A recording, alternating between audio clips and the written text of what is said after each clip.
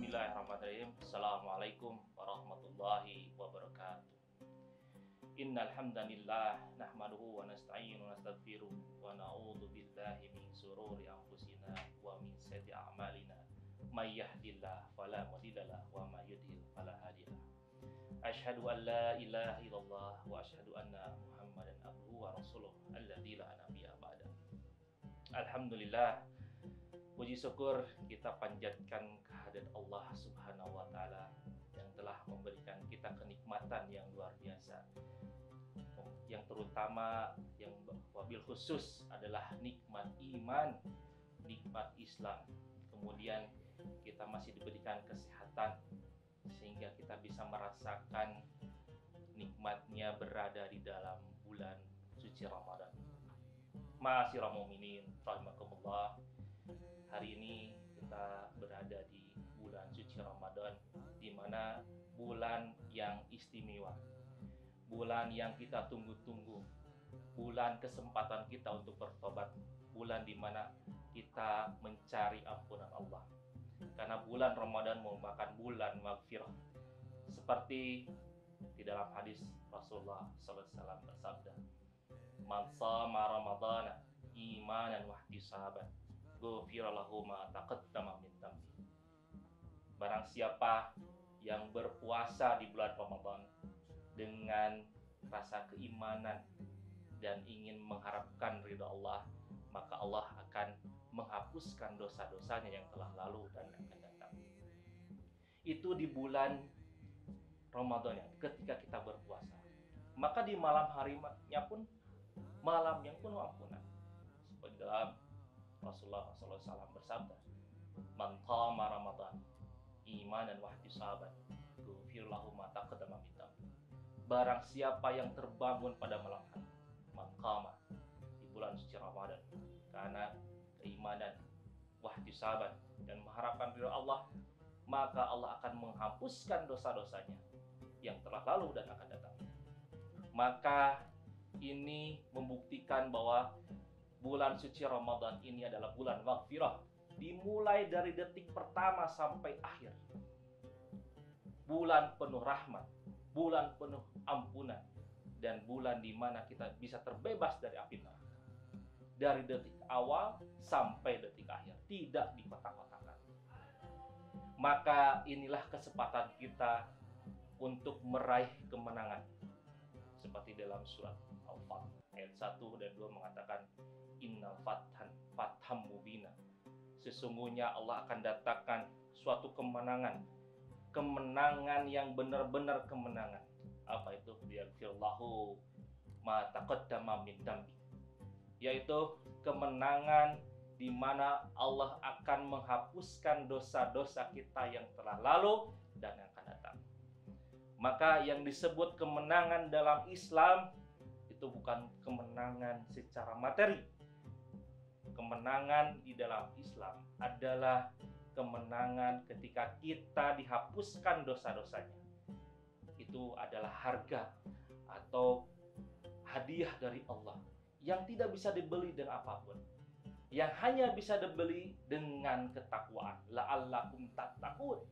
Harga yang harus dibayar ketika dosa-dosa kita diampuni adalah hanya dengan satu, ketakwaan. Dan salah satu tujuan dari ibadah puasa adalah la'allakum tattaqun, yaitu menjadi pribadi yang bertakwa. Nah, maka ketika kita sudah bertakwa melaksanakan ibadah puasa, maka ganjarannya adalah dihapuskannya dosa-dosa kita yang telah lalu dan yang akan datang. Maka itu kita harus mencegah perbuatan yang bisa merusak amalan ibadah kita.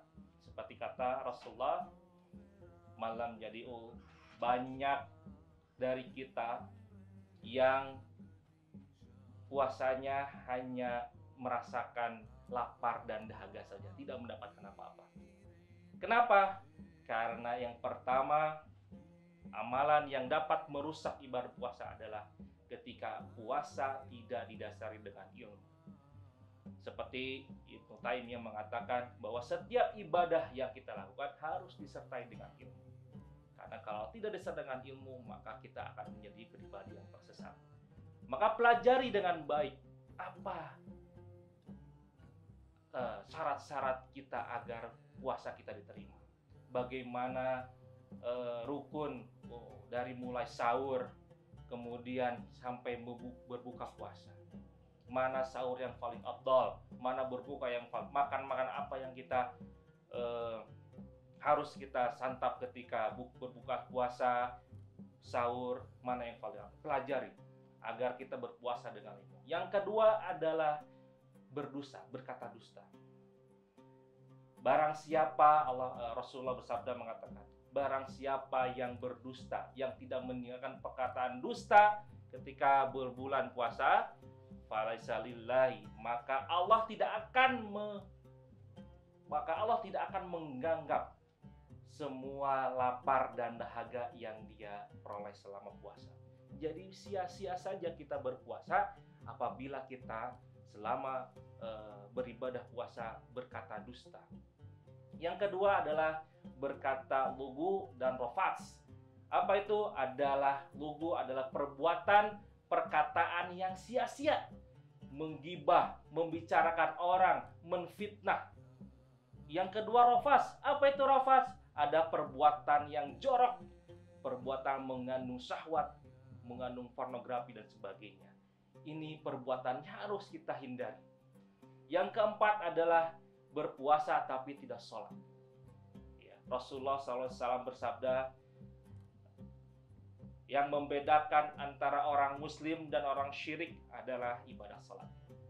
Maka ketika kita berpuasa tapi tidak sholat, maka pahala puasanya sia-sia.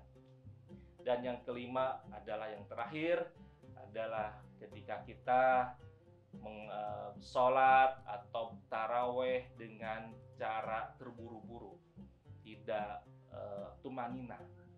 Maka Rasulullah mengecam orang-orang yang sholatnya terburu-buru, tidak tumanina.